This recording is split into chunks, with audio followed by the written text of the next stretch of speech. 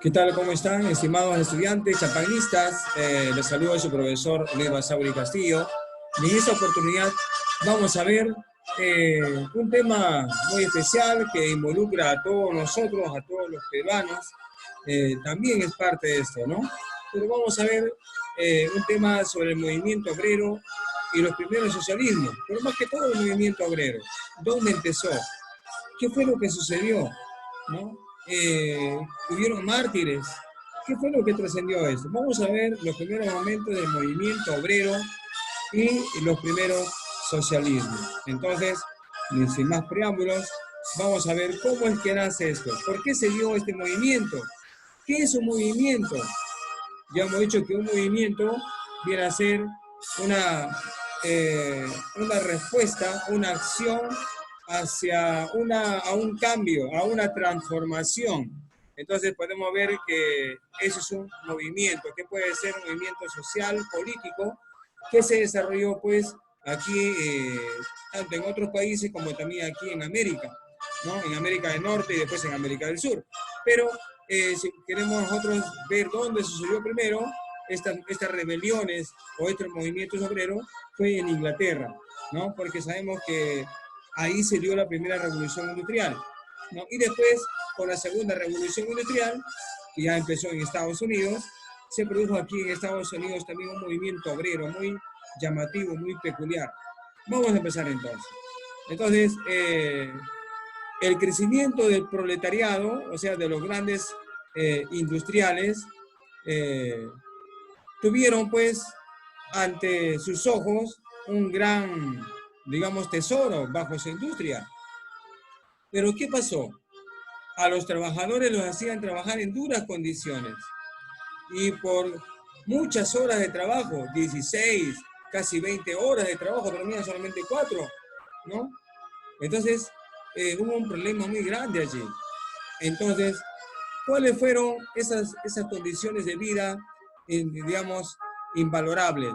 Los bajos salarios, el trabajo infantil y las largas jornadas laborales. Eso fue lo que, digamos, enrolló y explotó. Bajos salarios, trabajo infantil y largas jornadas de trabajo por parte de ellos. Si bien es cierto, estaba el socialismo científico, que vamos a ver más adelante, y el socialismo utópico. ¿Qué es la utopía? La utopía es un sueño inalcanzable. Por decir, una utopía, que en el Perú todos ganen como el presidente. ¿Se imaginan que todos ganen como el presidente?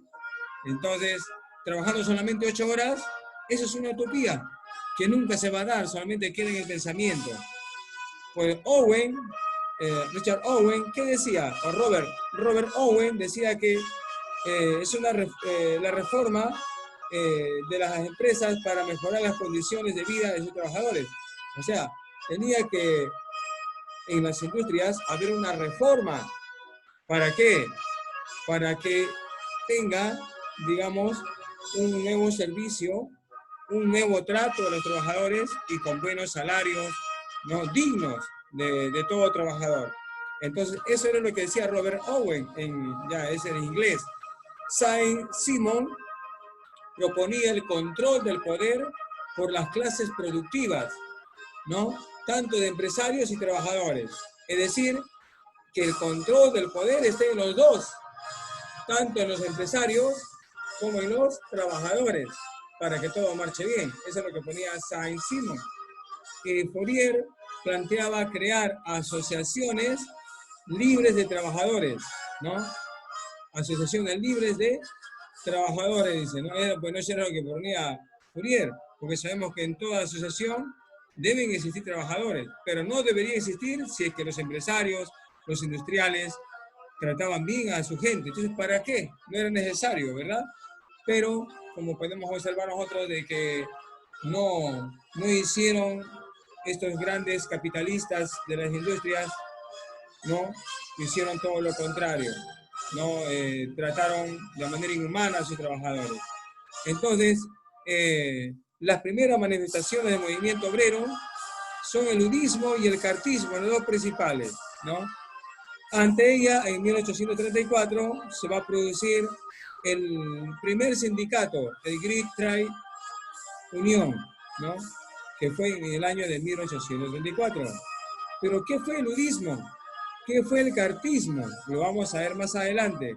Fueron los movimientos más trascendentales que ocurrieron y que esto va a ayudar a otros países a que también se rebelen contra los grandes empresarios capitalistas. ¿Qué es el udismo? ¿Qué observamos acá en esta imagen? ¿No? Observamos que la gente está trabajando, no está trabajando, miren las hachas, están destruyendo. Entonces, el udismo viene a ser la destrucción de las máquinas. Es un movimiento obrero que surgió en Inglaterra. Era el odio a las máquinas, porque las máquinas estaban reemplazando al hombre. Y no solamente por eso, más que todo fue por el trato inhumano de los industriales, de los capitalistas industriales. En represalia, ellos atacaron y destruyeron muchas máquinas. Entonces, ¿y por qué se llama el udismo? Porque hubo un personaje que se llamó Ned Ludd. Entonces, Ned Ludd fue el primero en destruir uno de los telares. Aquí tenemos una, digamos, una imagen a manera de caricatura, ¿no? Donde se le ve a Ned Ludd destruyendo a un telar, a una máquina telar. Y así él incitó a la población a que se sublevase. Y el udismo entonces era la protesta contra las industrias por los bajos salarios, por el trato inhumano, ¿no? Y en represalia, ¿qué hicieron? Destruyeron las máquinas, ¿no? Porque vieron que las máquinas les estaban reemplazando también, ¿no?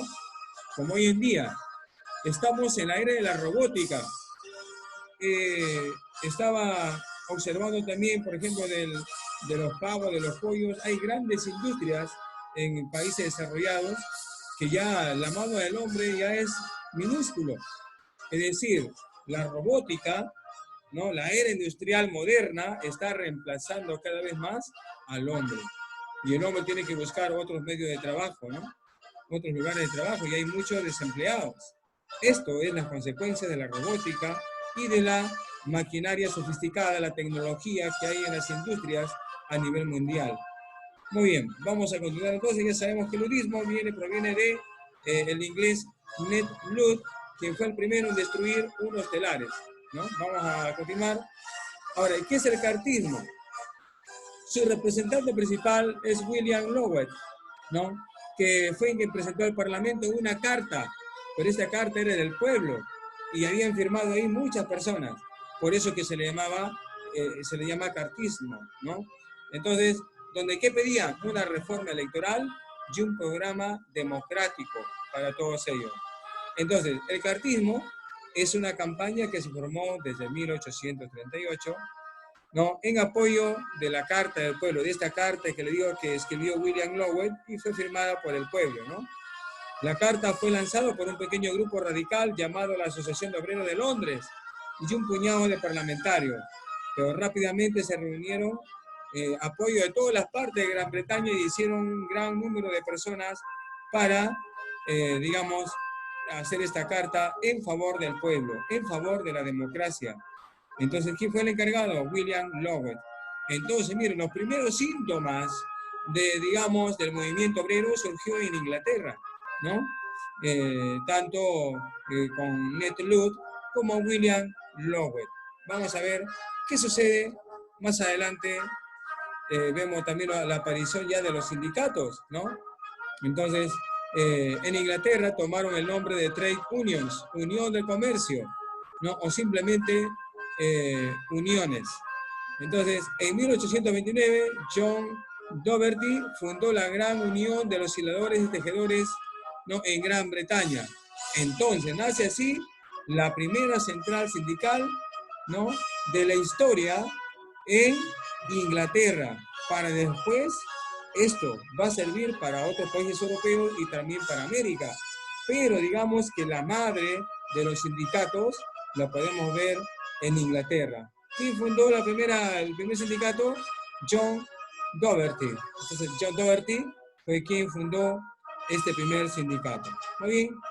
También tenemos en Francia, el sindicalismo aparece también en la década de 1830 con el nombre syndicat, que significa sindicato. Como se dan cuenta, primero en Inglaterra, luego en Francia. Y aquí podemos ver de que las masas obreras francesas organizaron contra las condiciones de explotación de los aserraderos, ¿no? De Burdeos, en Francia, y de las fábricas textiles de Lyon, también en Francia. Y así como podemos ver, la Carta del Pueblo, la de los carlistas, y también algunas ideologías como Federico Engels sobre la situación de la clase obrera en Inglaterra. Entonces, fueron primero los primeros sindicatos que surgieron en Inglaterra y luego en Francia. Bien, y aquí en América, en Estados Unidos, más que todo, que era, digamos, como sabemos que la segunda revolución industrial había empezado en Estados Unidos, ¿verdad? ¿Y qué pasó? Lo mismo que Inglaterra, lo mismo que en Francia. ¿Qué hicieron los explotadores capitalistas, los industriales capitalistas? ¿Qué fue lo que hicieron? También no les pagaban bien, los explotaban, ¿no? Les daban un trato inhumano, los discriminaban. También habían, los niños trabajaban también en industrias, ¿no? Digamos, en las partes pequeñas de las máquinas pequeñas, que sus manitos eran delgaditas, ahí ellos con el... Y también, digamos, arriesgándose a que puedan perder un dedo o incluso su mano en esa máquina, los niños, porque también trabajaban los niños ahí. Entonces, también se acusó por ello a estos empresarios industriales. Y también, pues, ellos pedían las 8 horas de trabajo. Y en Chicago, en Estados Unidos, se dio, pues, esta situación. Apresaron un 1 de mayo de 1866, apresaron a muchos rebeldes, a muchos revolucionarios, pero por la causa, había una causa. Esta rebelión no era porque yo quería, sino porque ellos querían tener, digamos, un buen trato, un buen pago, que no trabajan los niños y sobre todo que no haya discriminación en el trabajo. Y dentro de todos ellos hubieron muchos que fueron condenados a cadena perpetua, pero muchos de ellos, acá fueron los 8 mártires que, bueno, lamentablemente dieron su vida por reclamar la jornada laboral de 8 horas de trabajo. Está George Engel, que fue un tipógrafo de 50 años. Adolf Fischer, que fue un periodista de 30 años. Tal vez, digamos, uno de los periodistas rescatables de esta época, ¿no? Que también murió.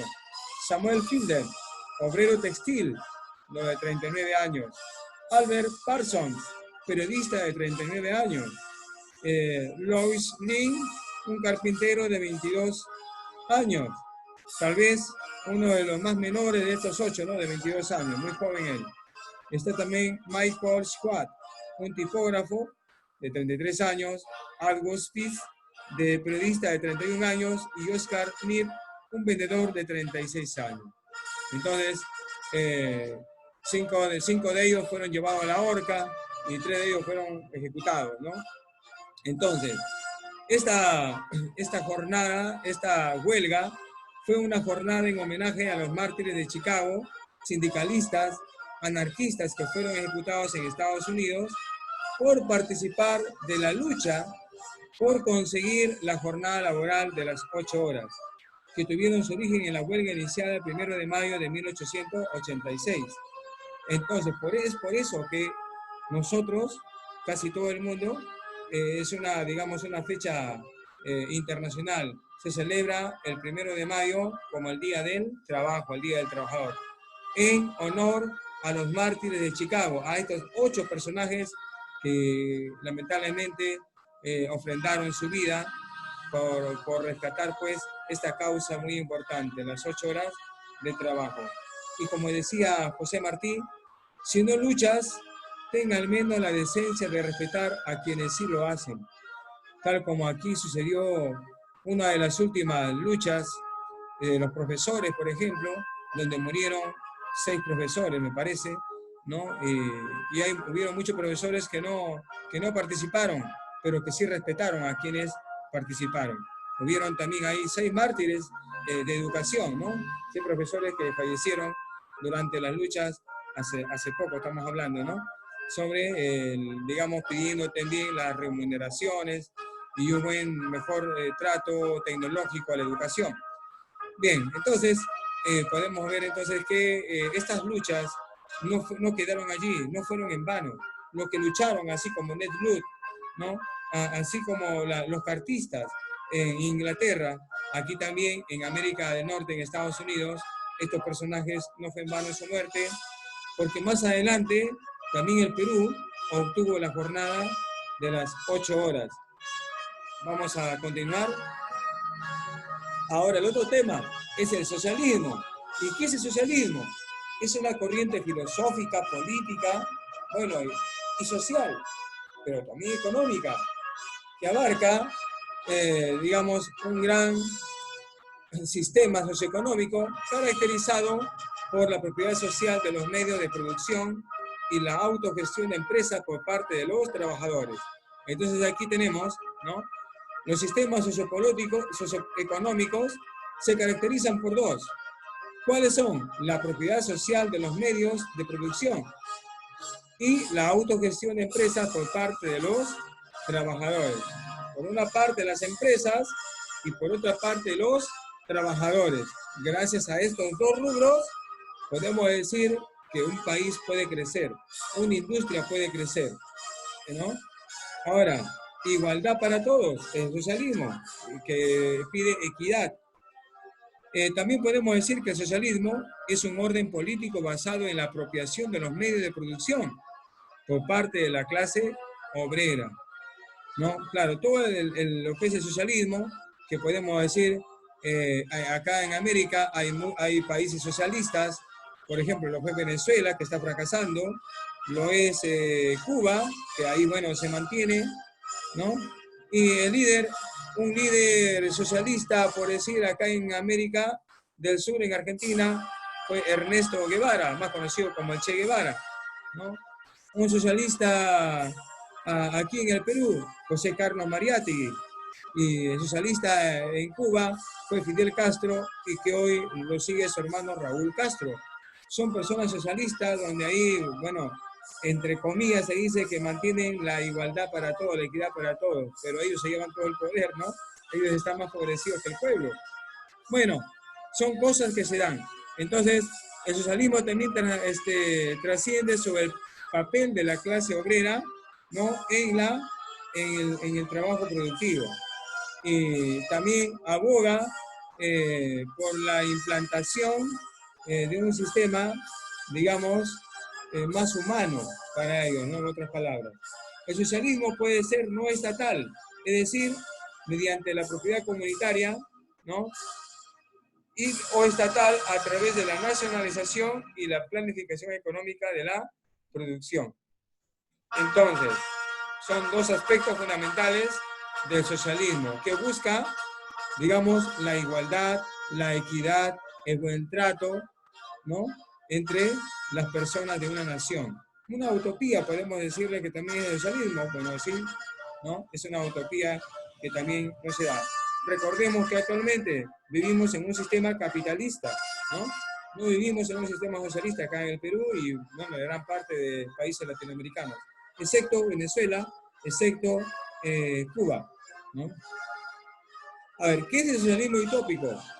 Henry Saint-Simon es considerado el padre de la idea de socialismo y fundador del llamado socialismo utópico.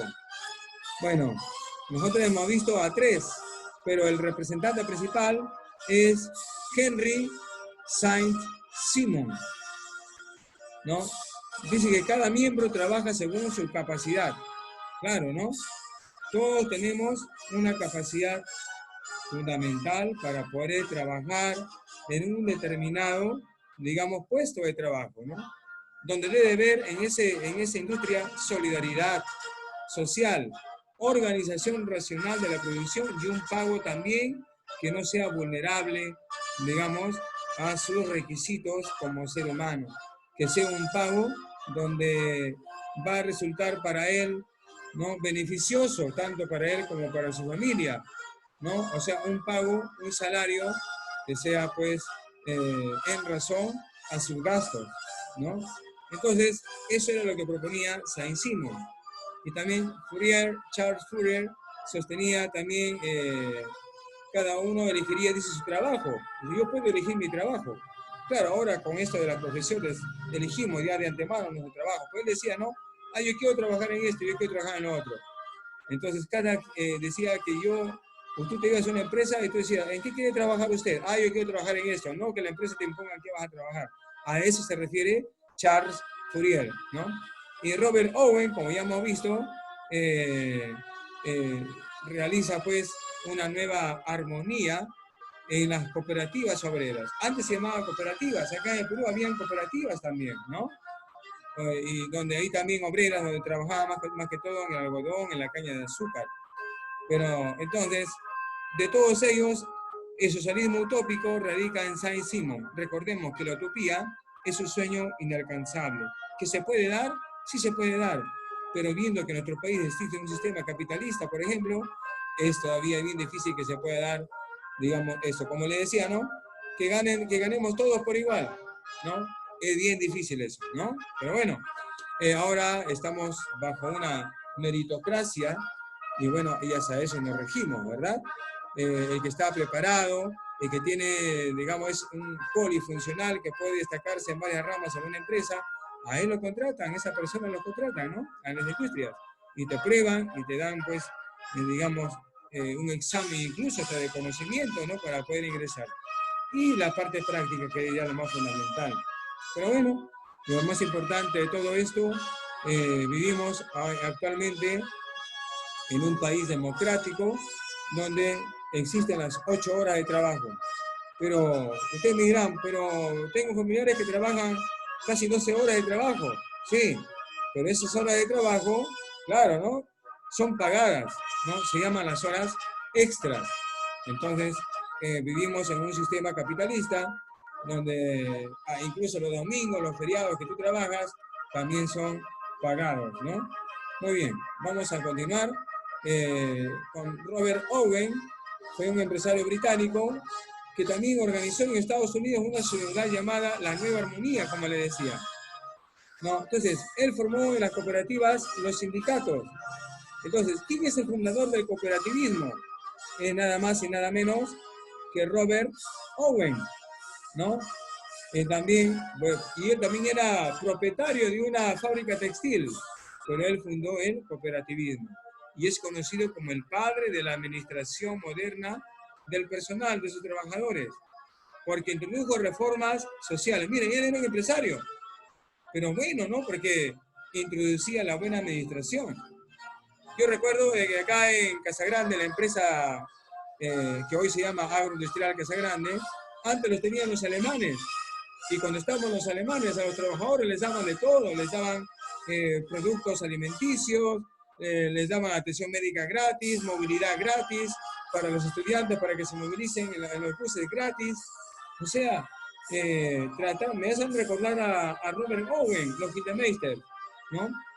Es que fue, bueno, esta empresa de azúcar de Casa Grande estuvo en manos de los alemanes y trataban, de cierto modo, digamos, con grandes beneficios para los trabajadores.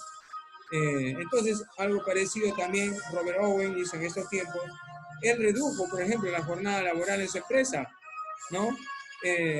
También preparó a sus obreros para que trabajen, ¿no? Dio también una escuela infantil, aumentó la edad de contratación y también propuso la internalización de la legislación de trabajo, las leyes del trabajo.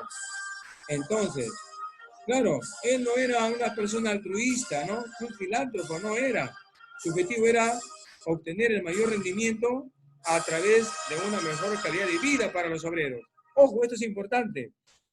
Él quería en su fábrica obtener un mayor rendimiento, pero a través, mejorando la calidad de vida de sus obreros. ¿Quién así no va a tener el gusto de trabajar, verdad?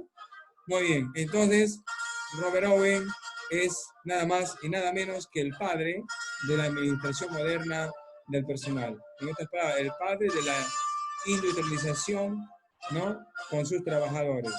Quiero rendimiento, trato bien a mi gente, pago bien a mi gente, ¿no? Entonces hay armonía, como él decía, ¿no?